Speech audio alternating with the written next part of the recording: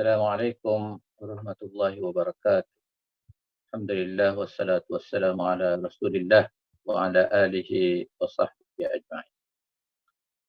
Pertama sekali marilah kita ucap banyak syukur pada Allah Subhanahu Wa Taala kerana kita diberi kesempatan sekali lagi untuk berada di dalam bulan Ramadan Al-Mubarak. Ramadan Al-Mubarak ini ialah satu bulan yang mulia dalam agama Islam.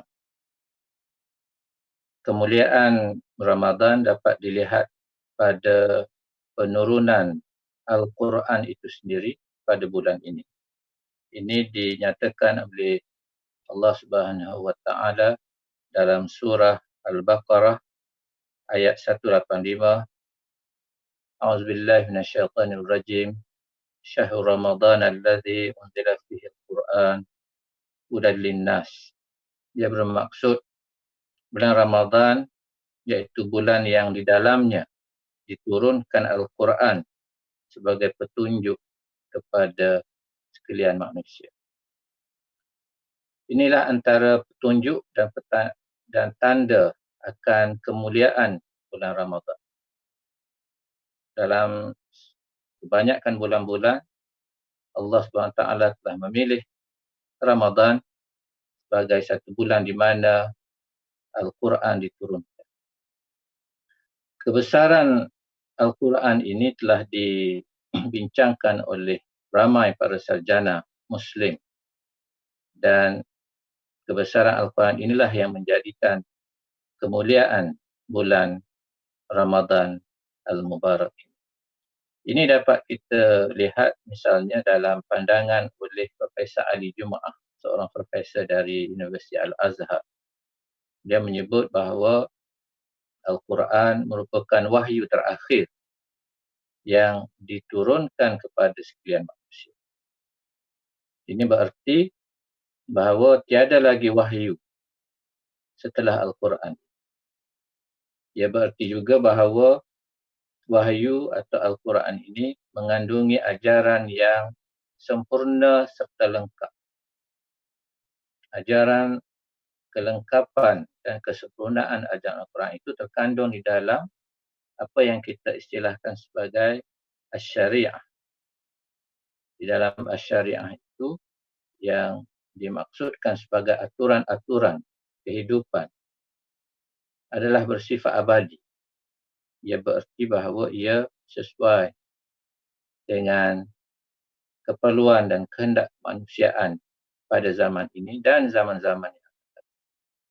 Ia berarti bahawa ajaran Al-Quran ialah ajaran yang universal, yang tidak hanya diturunkan kepada satu kelompok atau satu golongan sahaja, tapi ia adalah sesuai dan inklusif serta seimbang bagi memandu manusia ke jalan yang benar sepanjang zaman.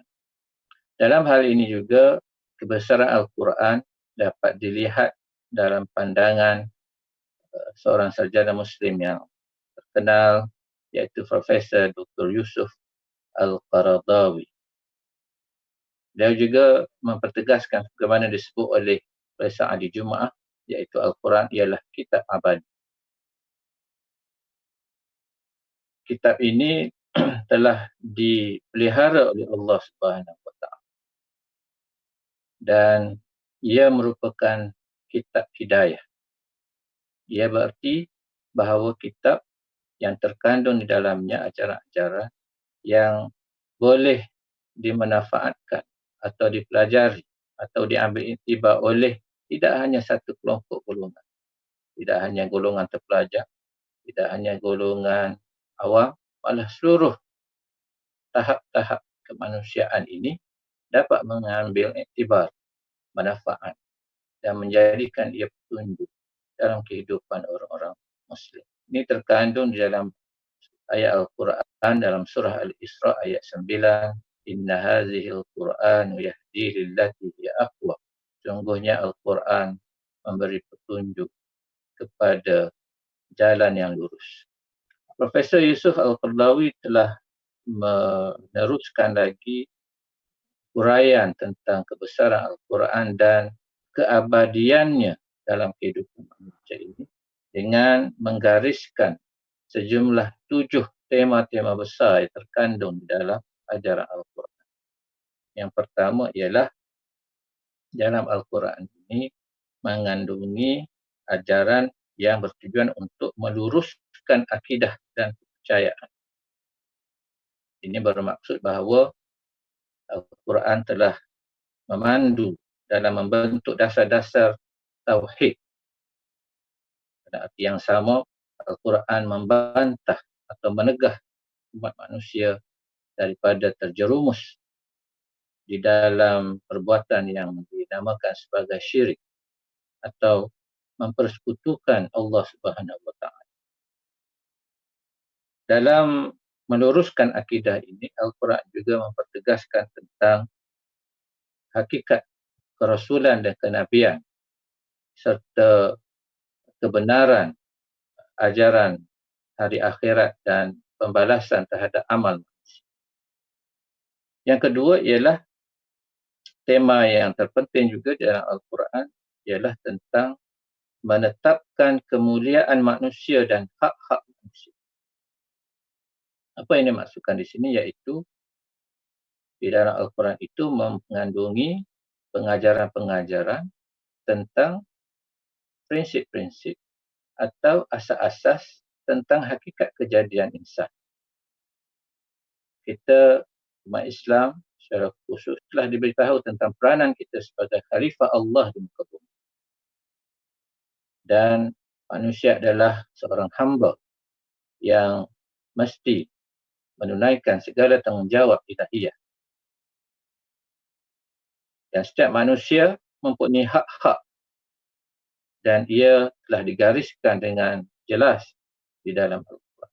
Antara hak-hak manusia ialah seperti hak untuk berfikir dan belajar, hak untuk mempunyai keyakinan, hak untuk memperoleh layanan yang saksama, hak bagi memperoleh rezeki dan sumber ekonomi yang adil, hak memiliki keturunan, hak untuk bekerja, membela diri, mendapatkan keadilan, hak untuk memerangi apa-apa perkara yang menghalang kepada atau membawa kepada kezaliman dalam hidup. Jadi, hak-hak ini terkandung dalam Al-Quran dan ia memberikan manusia sebagai satu kelompok yang istimewa di dalam Al-Quran. Banyak lagi sebenarnya di dalam Al-Quran tentang ajaran-ajaran atau tema-tema besar yang boleh diringkaskan juga seperti bagaimana Al-Quran mempertegaskan tentang konsep keabdian dan menyeru manusia untuk bertakwa kepada Allah. Yang kedua, membersihkan jiwa manusia, membentuk keluarga dan melakukan keadilan kepada kaum wanita. Tema yang besar juga ialah membentuk umat supaya umat Islam ini menjadi golongan yang dinamakan sebagai saksi terhadap kaum-kaum atau umat-umat yang lain.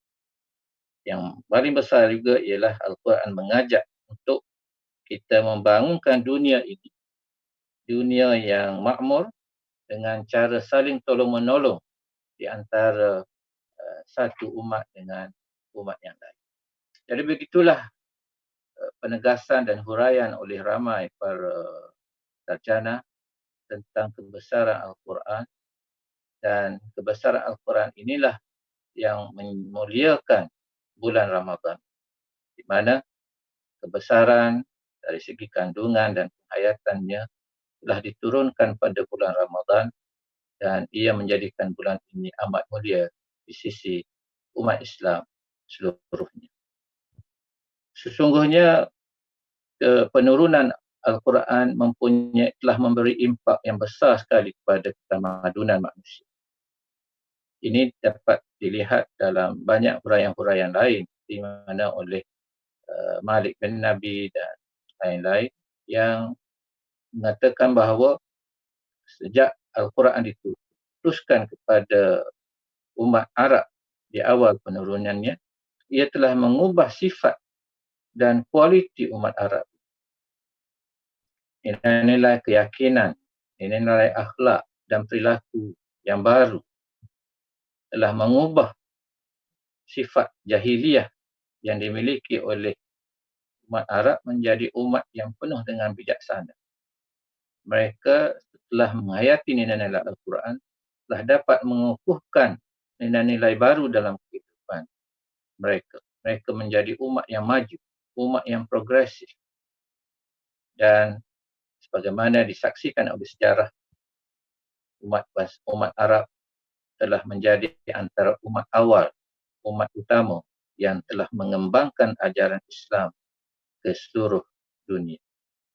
Dan umat ini yang sebelumnya terkongkong dengan minda kabilah telah menjadi umat yang berfikiran global, telah menjadi penggerak kepada perubahan sejarah dalam kehidupan dan menjadikan tamadun umat Islam ini umat yang dihormati di pentas ketamadunan manusia sepanjang berabad-abad. Al-Quran telah mendorong kepada suatu budaya mengubah diri. Sebagaimana firman Allah SWT, Inna Allah la yughayyiru ma biqaumin hatta yughayyiru ma bi anfusihim.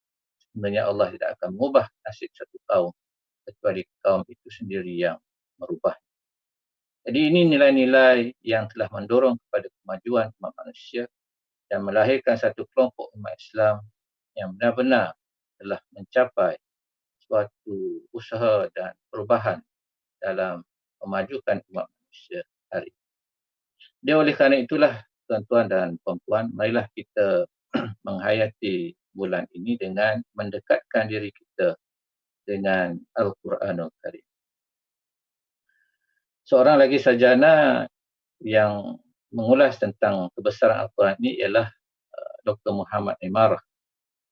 Dia mengatakan bahawa dengan sebab penurunan Al-Quran di bulan Ramadan inilah yang mengibaratkan bahawa bulan Ramadan ini ialah bulan kelahiran bagi umat Islam seluruhnya.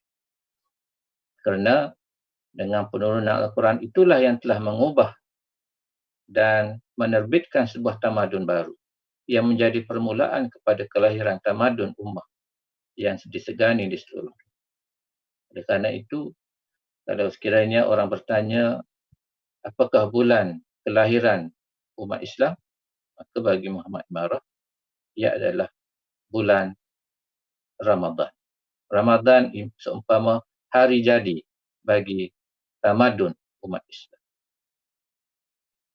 Dan oleh kerana itulah beliau menyeru supaya kita umat Islam mengagungkan Al-Quran, mengagungkan peristiwa nuzulul Quran yang telah terjadi pada bulan Ramadan. Dan sebagai penutup, marilah kita menyambut selepas ini, insya-Allah, selepas hilangnya wabak ini, marilah kita mendekatkan diri kita dengan Al-Quran dan kita menyambut hari nuzul Quran dengan secara besar-besaran sebagai hari perayaan ummah. Ia tidak lagi boleh hanya disambut secara sambil-sambilan.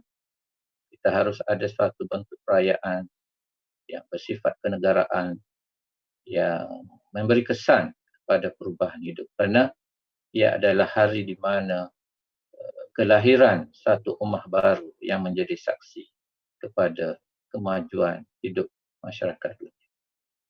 Dalam masa yang sama, di bulan Ramadan ini, marilah kita juga meningkatkan hubungan dengan Al-Quran sebaik-baiknya. Marilah kita mendalami isi kandungan Al-Quran, membaca dan mendalami isi kandungannya dengan melihat makna dan tafsir-tafsir. Banyak sekarang ini buku-buku atau kitab-kitab tafsir yang boleh membantu kita. Ini telah diterjemahkan dalam bahasa Melayu atau bahasa Inggeris. Marilah kita memanfaatkan, membaca secara istiqamah, mengetahui makna-makna serta tafsiran-tafsiran. Jadi ini penting supaya kita akan menjadi umat yang benar-benar menghayati nilai-nilai dan ajaran Al-Quran dalam kehidupan kita. Kita jadikan ajaran dan nilai Al-Quran ini sebagai sumber kita memperbaiki diri, mengislahkan diri, mentajdikan diri kita kepada sesuatu yang lebih baik. Kita tidak mampu untuk mengubah diri tanpa adanya apa yang disebut sebagai al-fahm, kefahaman. Dan kefahaman itu harus digali di dalam sumber Al-Quran sebagai sumber utama dan teras dalam kehidupan Al-Quran. Kita manfaatkanlah segala sumber yang wujud yang ada dalam sekitaran kita dan jadikanlah Al-Quran sebagai teman kepada kehidupan kita. Semoga Ramadan kali ini akan membawa kita kepada mencapai at-taqwa yang merupakan tujuan atau maqasid daripada latihan berpuasa di bulan Ramadan. Sebagaimana Allah SWT telah firman, Ya ayyuhallazina amanu kutiba alaikumus siyam kama kutiba alal ladzina min qablikum la'allakum tattaqun. Dengan kata-kata itu selamat berpuasa dan menyambut Ramadan. Wabillahi taufik. Assalamualaikum warahmatullahi wabarakatuh.